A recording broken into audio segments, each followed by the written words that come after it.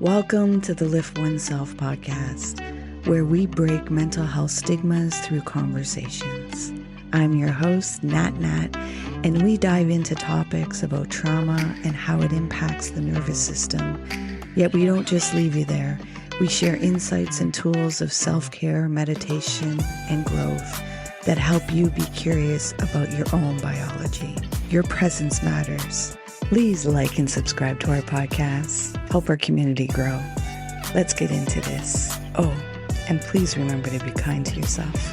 Welcome to the Lift Oneself podcast. I'm your host, Nat, and today we are going to go into rock and roll and spirituality. And some of you might be like, how do those two go hand in hand? Yet we're going to hear from Clementine Moss, and she's going to explain how she thought they were something of separation, yet she learned the integration of blending it all together. So Clementine, can you introduce yourself to myself and the listeners and let us know a little bit about yourself? Yes, I will. Thank you so much again for having me here. So I'm Clementine. I'm a rock and roll drummer. The project that I make my living with is playing John Bonham's drum parts, Led Zeppelin's drum parts, in a band named Zepperella. I also am a spiritual counselor, and I work in several different modalities, mostly Buddhist based. And I'm also a writer. I wrote a book about a year and a half, 2 years ago. It came out. And also a songwriter, singer, create my own music as well. So I have a lot of ovens in the fire. I'm in San Francisco, and I think that's pretty much me. Yeah. So before we dive in, would you be willing to do a mindful moment with me so we can ground ourselves? Yeah. Yeah, Okay. I love it. Mm-hmm. And for the listeners, as you always hear, safety first. Please don't close your eyes if you're driving or needing your visual, yet you're able to follow the other prompts. So Clementine, I'll ask you to get comfortable in your seating, and if it's safe to do so, gently close your eyes. And you're going to begin breathing in and out through your nose. And you're going to bring your awareness to watching your breath. You're not going to try and control your breath. You're just going to be aware of its natural state, allowing it to guide you into your body. There may be some sensations or feelings coming up, and that's okay. You're safe to feel. You're safe to let go. Surrender the need to control. Release the need to resist, and just be. Be with your breath. Drop deeper into your body. Now there may be some thoughts or to-do lists that have popped up. That's okay. Gently bring your awareness back to your breath, creating space between the awareness and the thoughts, and dropping deeper into the body, being in the space of presence, in the space of being. Again, more thoughts may have popped up. Gently bring your awareness back to your breath, creating even more space between the awareness and the thoughts, and completely surrendering in the body, being in the presence, in the being.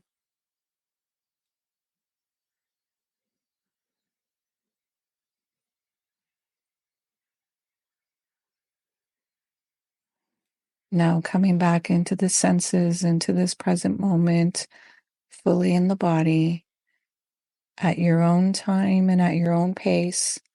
You're going to gently open your eyes while staying with your breath. How is your heart doing?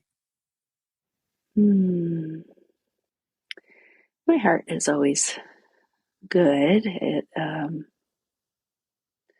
always, there's always a longing to open it further, feel like that's a lot of my practice these days, is learning how to be open-hearted in all situations without defense.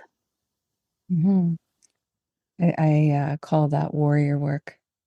When that Mm, nervous system is in fight or flight and wanting to protect, it's allowing that disarmament and softening the body and mm-hmm, opening up the heart. mm-hmm. It's easier Yeah, said than done, though. it's learning to sit in uncomfortability. And, we've been trained in so many ways to run away from anything that's uncomfortable. And yeah, nothing like meditation to teach you how to just sit in the uncomfortable. Yeah, I think Yeah. that's the purpose, right? Yeah. Yeah. What has drumming taught you about presence, both in music and in life? And how has that presence become your spiritual practice? Hmm. Well, meditation and drumming kind of came into my life around the same time. At least, for meditation, it was my focus really started to kind of zero in on it on regular practice around the time that I took up drumming, which was in my late 20s. And I didn't understand, from the time that I took my first drum lesson, I was just called to drumming. I really, every other instrument I'd ever played, it was always a chore to practice. But when I came home, the drums were there. It was like what I wanted to do. When I was in a room where somebody was playing drums, it's like the world kind of fell away, and it was like osmosis. I was felt like I was in this state of constant learning, and a lot of my life made sense when I started playing drums. Like, oh yeah, that is how my mind works. That is how I see space and time. That is, it just made so much sense to me. So drumming was really coming into myself. And as someone who, in my young life had struggled so much and continued to, and still continues to sometimes struggle with a sense of unworthiness. Drumming is about power, especially, any drumming, but in rock and roll drumming, the drum voice is crucial to how people perceive the whole group. So there's a sense of authority that I started to come into that was in me already, that I didn't have to learn, but that I started to understand how to be in. So, coming to ourselves, coming to the truth of who we are and ourselves, I think is a big purpose of what we call spirituality. To find that constant flame within us, that unwavering flame within us. And when I'm behind a drum set, I feel like I couldn't be in a place where I felt more comfortable and more myself. It really feels like I step right into myself, and so in that sense, drumming has been profound in my spiritual life. And now that I'm a spiritual counselor and a shamanic counselor, and I use the drum for healing, when that came into my life, it just light bulbs went on like crazy for me. Like, oh, this is actually something that I'm connected to in even an even deeper way than holding a good beat, in a rock show. So, yeah, drums are, I could go on and on about a love song to drumming. And actually, my book, I feel like, in a large part, is a love song to drums. Yeah. Yeah.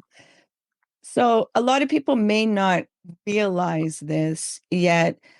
Performing for people, there's a lot of attention, yet there's this energy flow. There's this interaction between the audience and the musicians, the artists.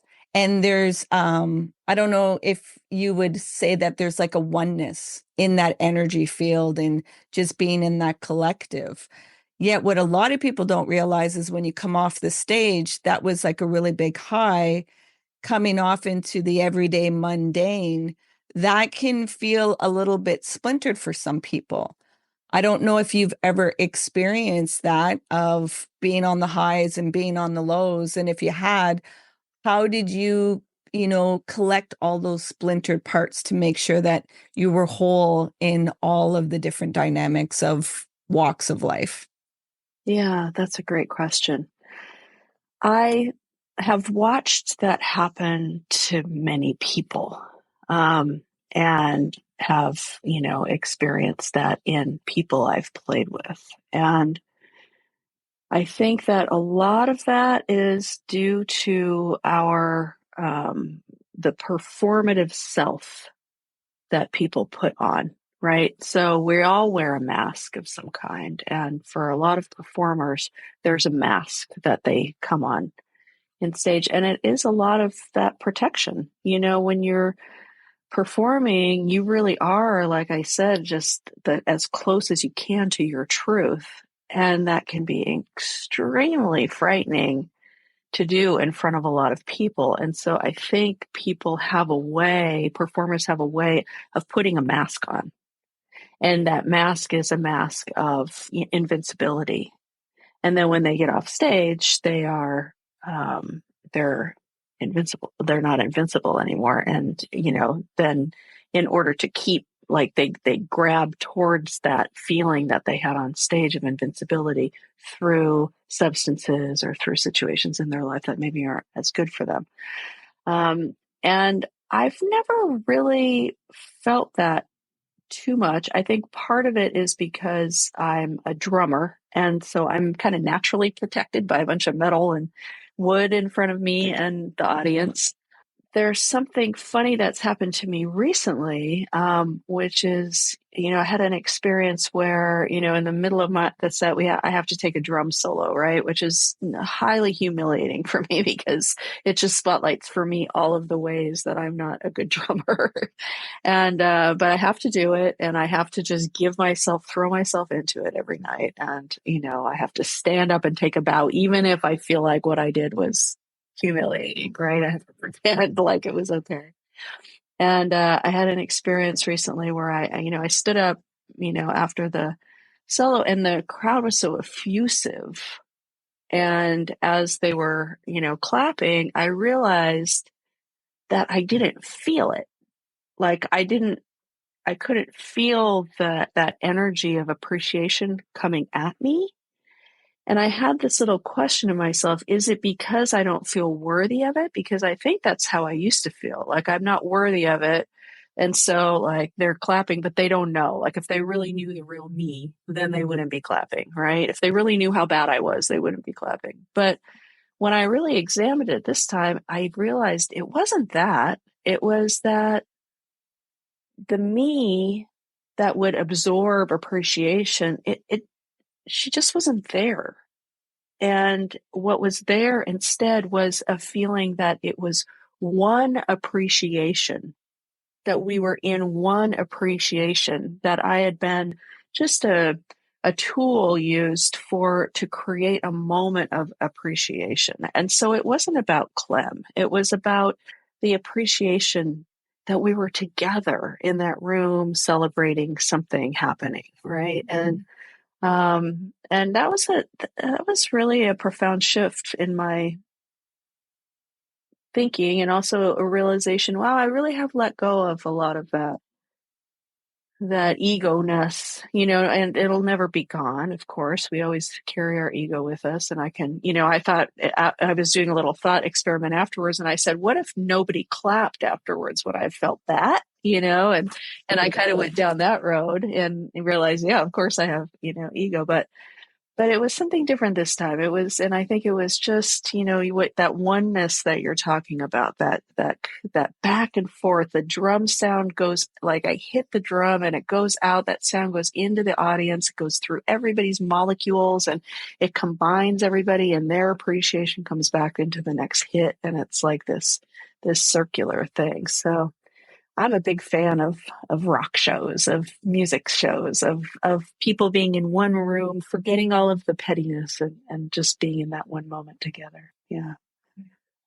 I want to ask, in your younger years, did you befriend anger? did drumming allow you to feel that emotion more openly, or there wasn't any relationship with anger?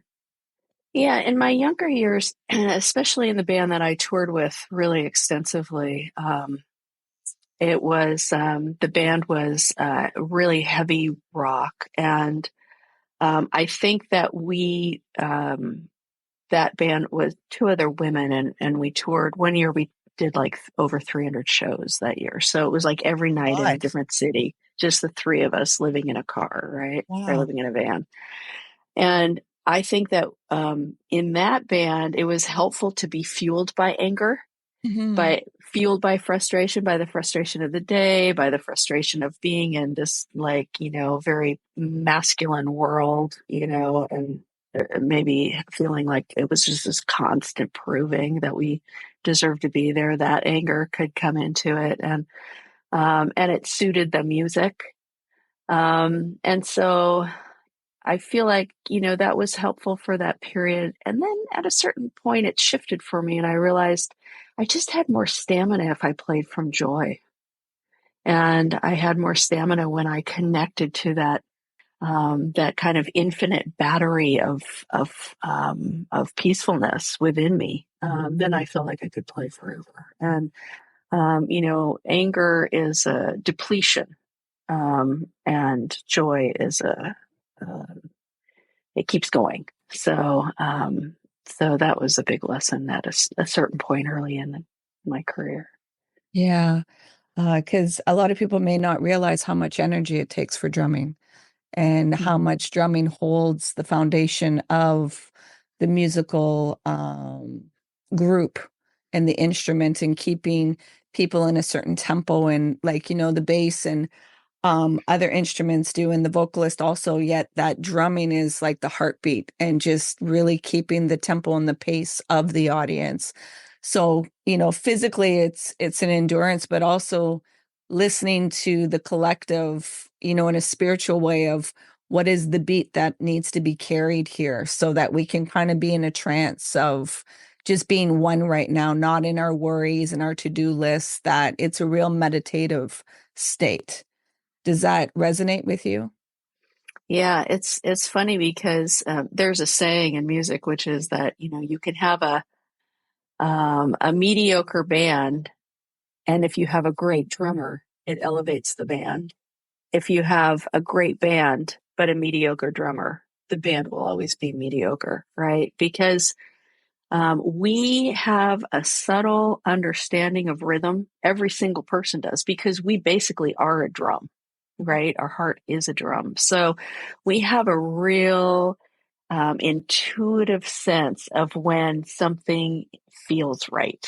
Mhm. And, for a drummer, it's all about the space between the hits, right? That we can feel like people aren't settled. We can feel like people are drifting. A drummer is drifting in their awareness. We can tell all these subtle things about rhythm. And so we definitely know when it's right.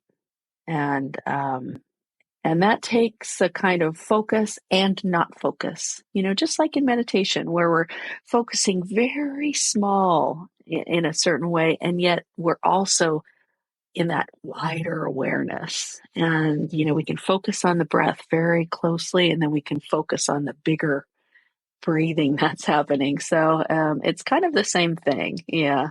Yeah. Yeah.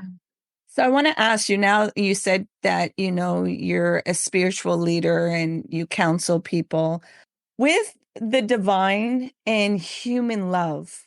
How do you distinguish the two and how do they collide with each other? Well, what my outlook is that all things are made of love. That's my outlook. That the divine, whatever we want to call it, consciousness, God, um, I I see it as a flow of love. That at the base of all things is a vibration of love, um, and that's not love, the emotion. That's love in perfect benevolence, perfect peacefulness, perfect ease, perfect um, uh, I want to say adoration. I don't know. That kind of brings in emotions. It's kind of hard to talk about love as an energy, right? That's what I see it as, an energy of that. Um, the way that we see human love, I think, is an emotion. And an emotion is tied to an ego's preferences. So, I think true love is, and I'm not discounting that. I think we learn a lot of lessons in our emotions and our relationships, our emotional relationships. I think, that's one of the best things about being human is that we have those things and that we go through all of those lessons. But there are a lot of lessons in them. And, I like to think of loving in that, we were talking about being open hearted in a completely undefended way. And undefended means without fear. And so jealousy is fear, anger is fear, um, control is fear. And so if we have no fear, then we're allowed to love unconditionally, freely, and boundaried too, because, loving another means we love ourselves in that way as well. And we treat ourselves with the respect of boundary without any drama around it. Yeah. And I just want to highlight for some of the listeners, because, when they hear fear, then some people want to do a little bit of spiritual bypassing and, evilizing the human experience, that nervous system that gets ignited with fear. And the reason why we will feel fear is because we don't feel the safety. And until we start programming the unknown, the uncertainty, and having trust within, there is a lot of igniting of those protective emotions of, like you said, frustration and insecurity. It's again, these are the bodyguards of the fear that doesn't feel safe to show the vulnerability, that I feel unsafe, that I feel that I'm not able to be open in my rawness, in my openness, in my naked truth, that it won't be harmed or hurt. And sometimes, yeah, it's on the outside, yet a lot of times it's our own little inner critic that chastises us. Like you gave us a beautiful example of when drumming and the applauding, and at one point it'd be like, oh, self-loathing, it's not good enough, it's not at the perfect way.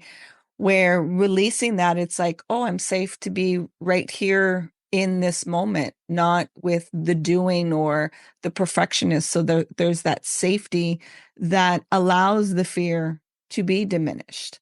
I think sometimes just how I'm trying to create language around this, like, it's always like love or fear, where it's like, how do we integrate the two and how do we better understand what fear really is so that we can meet it with compassion and we can meet it with the love, not, oh, I got to destroy it and get rid of it and berate it. It's like, well, it's still part of that humanness. If we didn't have fear, our nervous system wouldn't be able to function properly. It would know, don't, go into the fire, or it wouldn't give us the cues that we need to have. Yet I think Well, sometimes, go ahead. yeah. Oh, no, no, I super appreciate what you're saying. Yeah, I think that you're completely right that,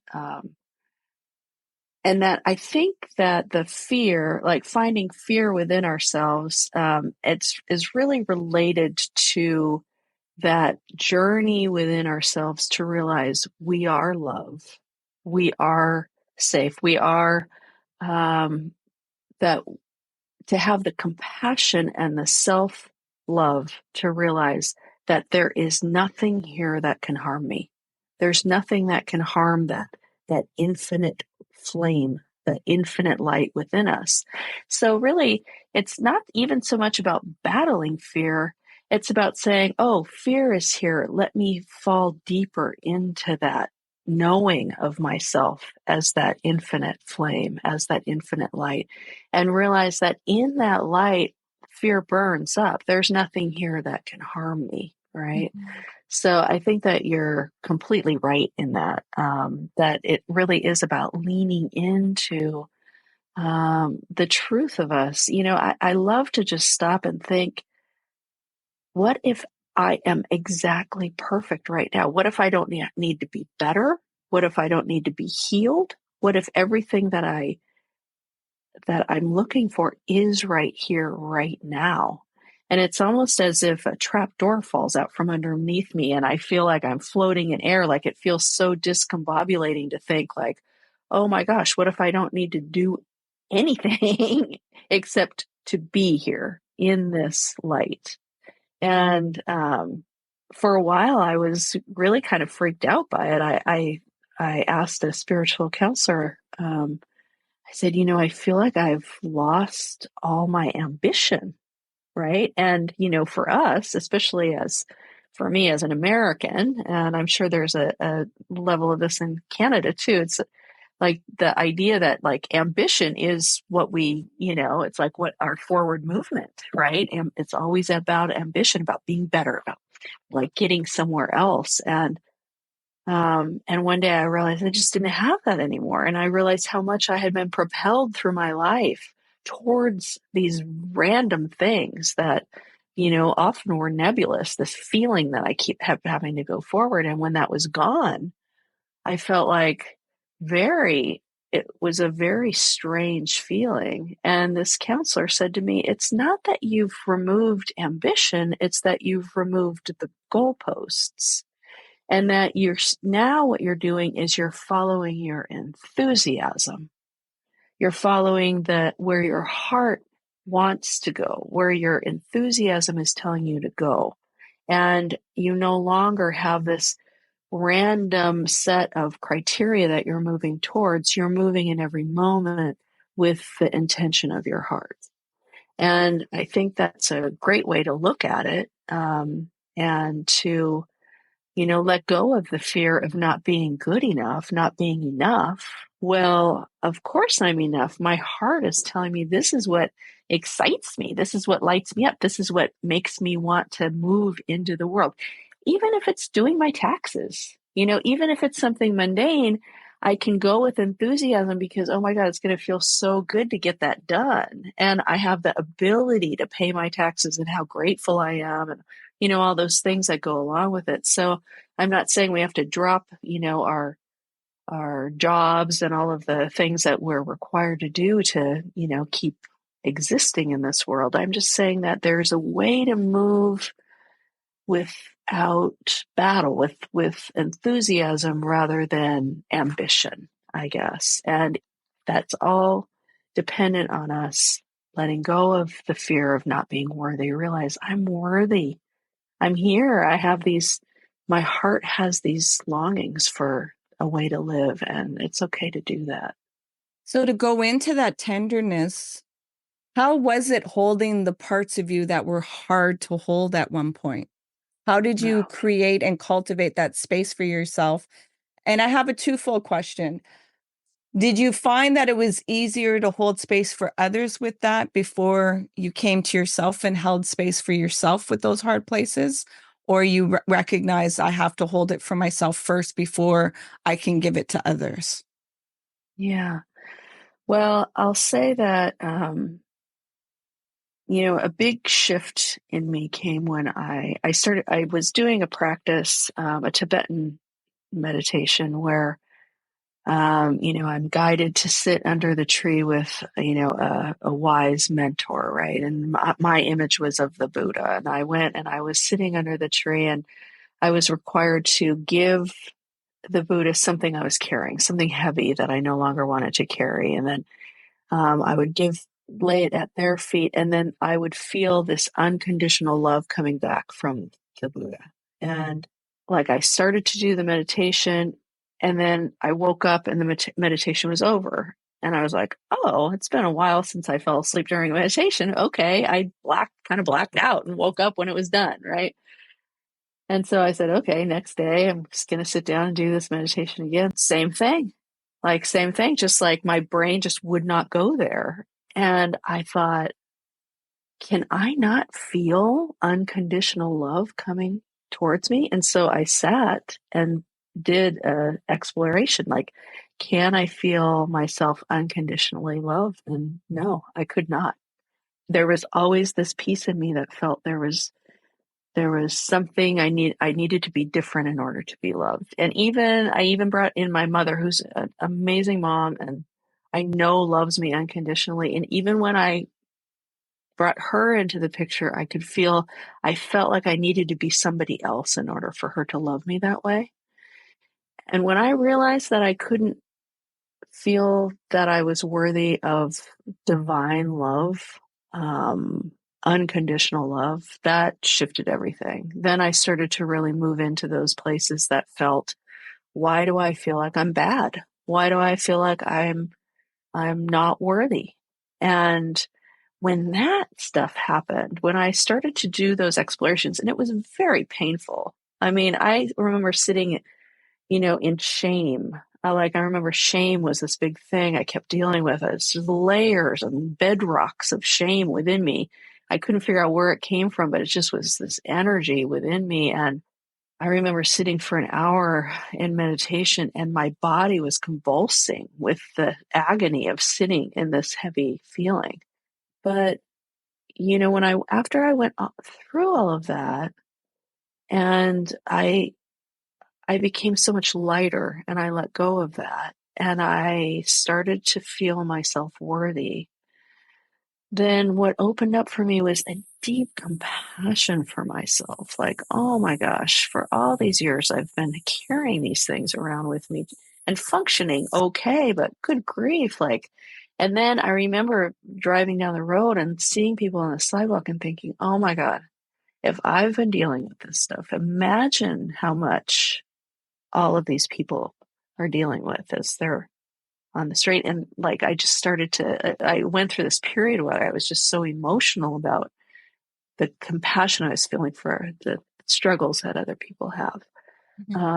And so it was after that I started to study, work to help other people. But, and that came very easily, and it wasn't like I was looking for it. It just came into my life, and it was kind of like once those things opened up, then I felt like my life changed track a little bit, and being able to help other people. Yeah.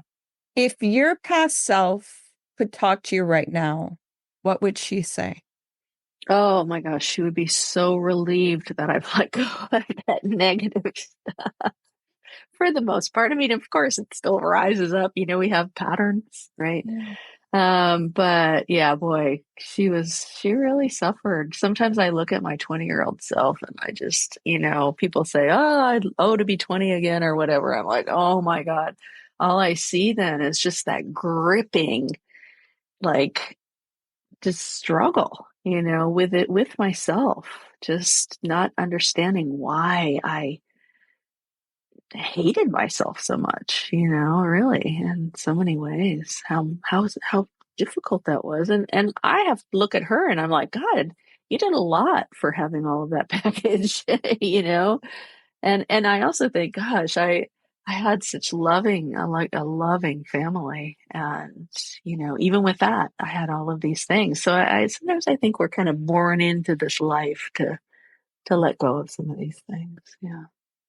And now, what would your future self tell you about fear?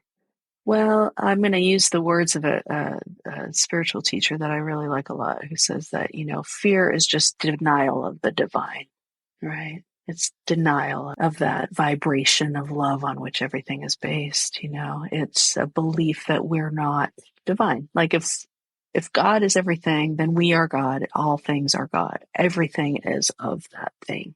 Everything is of that vibration. There's nothing outside of it. You can't put anything outside of it.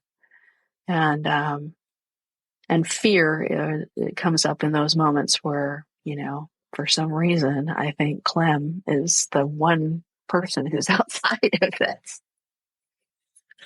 Yeah. Yeah.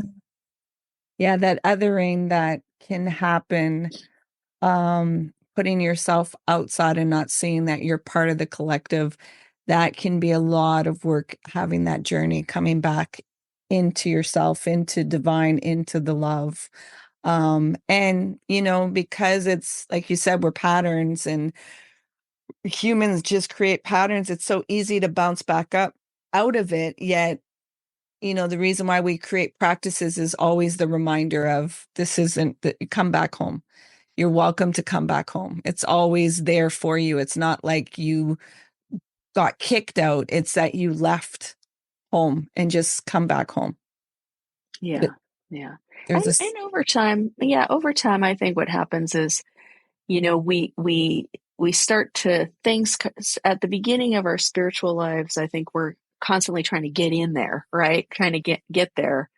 And then as time goes on, something flips, and when we're there a lot of the time, and then when we bounce out, it's like this interest, like, whoa, like I was really like, look at all that anger that came out in traffic, like where the heck, wow, I thought that was over. Nope, that's still there. Like, let's take a look at that, So I remember the first time I went to a 10-day meditation retreat, the teacher, S.N. Goenka, said, one day you're going to appreciate your pain. And I thought, all right, I'm getting out right now. This is so stupid. Like, how could you ever appreciate pain? But now I'm kind of there. Like, now when something happens within me, even if it's painful, I'm like, whoa, well, okay, more work to be done. There's always more work to be done. Yeah.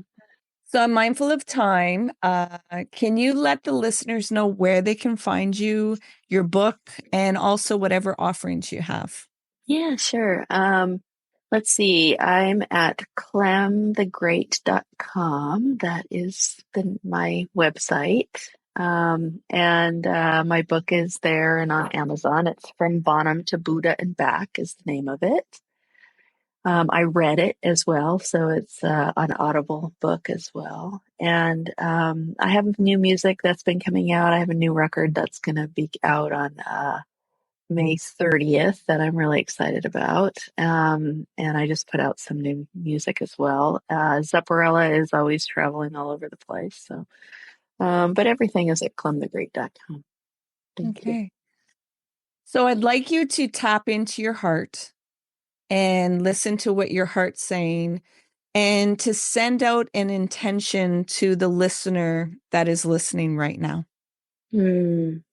Well, I'd love if even for a minute today, every person just stopped and recognized that part of themselves that is okay, that is good, that is worthy, that never seems to change. It has no need to be different in any way, that everything is okay now.